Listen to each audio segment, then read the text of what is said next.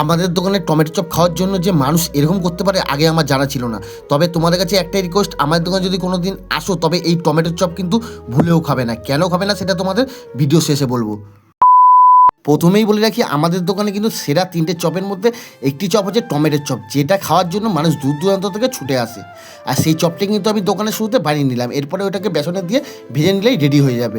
একটা আনন্দের সাথে কথা জানাই বন্ধুরা, আজকে থেকে কিন্তু আমরা অনলাইনে টাকা নেওয়া শুরু করে দিলাম। হ্যাঁ, দূর দূরান্ত থেকে যারা আসতো তারা হয়তো অনলাইনে পেমেন্ট করতো, আমাদের কাছে অনলাইনে অ্যাকাউন্ট না থাকাকালীন তাদেরকে আমরা চপ দিতে পারতাম না, তাই আজকে থেকেই আমরা কিন্তু অনলাইন শুরু করে দিলাম। এরপরে বন্ধুরা দেখতেই পাচ্ছ তোমরা, আমি কিন্তু টমেটোর চপ ভাজা শুরু করে দিলাম, এবার সেটা বিক্রি করাও শুরু করে দিলাম।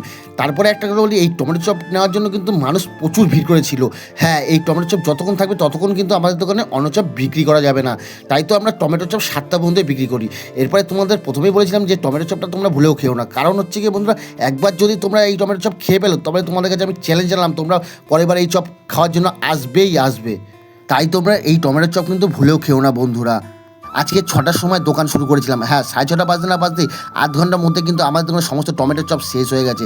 তারপরে কিন্তু বন্ধুরা প্রচুর খরিদ্দার ফিরে গেছে, কিন্তু আমরা দিতে পারিনি।